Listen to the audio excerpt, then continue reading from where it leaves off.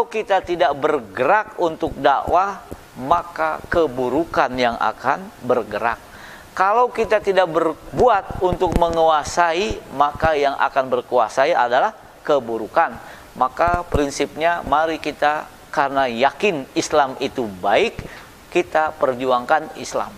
Jadi kalau ditanya kenapa Anda memperjuangkan Islam, karena kami yakin Islam baik. A'udzubillahi minasyaitonirrajim. Bismillahirrahmanirrahim. Alhamdulillah wassalatu ala Rasulillah. Para da'i ilallah yang dirahmati Allah, pertama alhamdulillah kita bersyukur pada Allah bahwa Allah Subhanahu wa taala memilih kita semua untuk berjuang di jalan dakwah. Kenapa kata-katanya berjuang? Karena yang kita rasakan dakwah bukan perbuatan yang sederhana, tapi dakwah adalah sesuatu yang berat, karena sasaran akhirnya merubah dari sesuatu yang tidak Allah ridhoi menuju yang Allah ridhoi. Dalam konteks lapangan dakwah, kita menemukan betapa banyak hal-hal yang tidak diridhoi Allah, tapi menjadi budaya, menjadi tradisi, menjadi kebiasaan di tengah masyarakat. Oleh hadirin rahimakumullah, ikhwani ikhwati fillah, kita bersyukur mengucap alhamdulillah kepada Allah yang memilih kita semua untuk menjadi ad-du'at ilallah.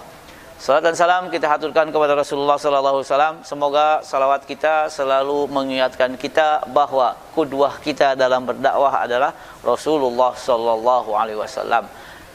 Ikhwani wa akhwati fillah, ad-du'at ilallah. Tadi yang disampaikan adalah tentang al-thaqafatu ad-da'iyah. Memang dalam hal kita berdakwah bukan untuk memuaskan pemirsa, bukan untuk memuaskan jamaah dengan mengikuti apa yang mereka inginkan. Kalau kita berdakwah karena ingin mengikuti apa yang mereka inginkan, tidak akan terjadi perubahan sama sekali. Tapi kita bisa mengemas apa yang kita inginkan, apa yang Islam inginkan dengan cara yang baik sehingga mereka bisa tertarik. Salah satunya adalah kekuatan al-ilmu.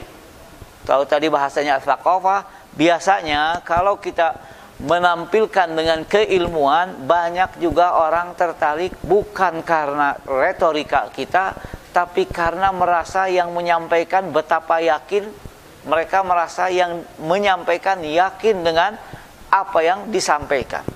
Jadi bukan hanya sekedar retorikanya atau apanya, tapi kita hidup nafas kita bersama dakwah, bersama fikrah ini, sehingga ketika menyampaikan pun orang terasa bahwa memang kita menginginkan perubahan dari yang tidak Allah ridhoi menuju yang Allah ridhoi. Oleh karena itu, jangan puas dengan satu hal, tapi terus berinovasi, tapi terus berkreasi dalam rangka mewujudkan sasaran-sasaran dakwah, dalam rangka mewujudkan tujuan-tujuan dakwah. Kalau di otak kita selalu berpikir tentang dakwah, saya kira kesempatan apapun akan kita gunakan untuk berdakwah. Siapapun di antara kita yang terlibat dalam dakwah ini akan menggunakan sedikit, sekecil apapun kesempatan untuk berdakwah kepada Allah Subhanahu wa taala.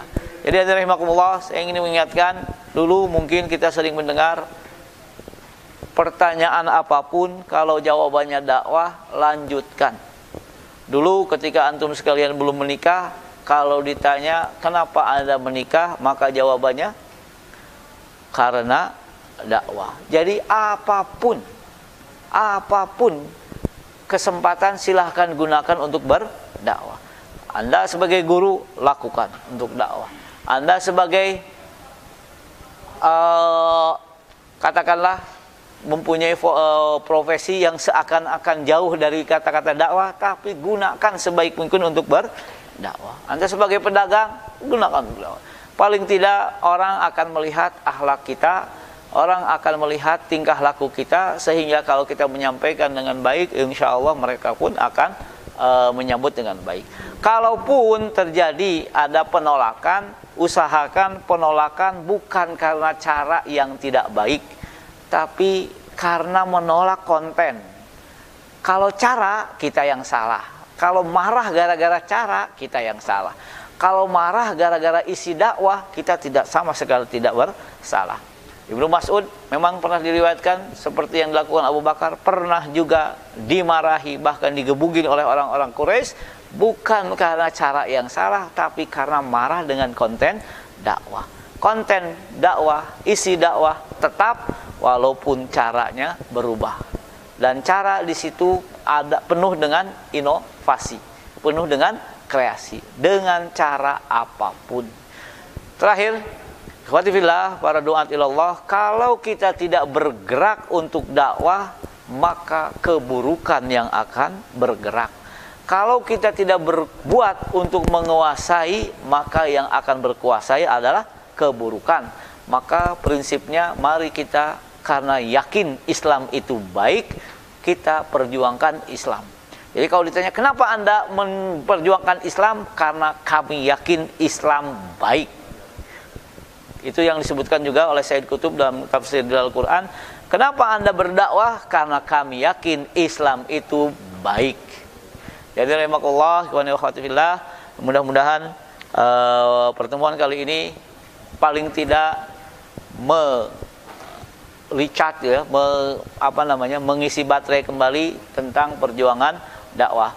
Perjuangan dakwah tidak akan pernah berakhir sampai Allah ridha terhadap apa yang dilakukan manusia, yaitu menegakkan ketauhidan di muka bumi Allah Subhanahu wa taala. Bumi langit milik Allah, maka kita pun dengan tegas mengatakan yang berhak menjadi aturan hidupnya adalah aturan yang Allah ridhoi, bukan aturan yang manusia sukai. Kini ini mudah-mudahan bermanfaat bagi kita semua. Wabil khusus li nafsi billahi at-taufiq wal hidayah. Assalamualaikum warahmatullahi wabarakatuh.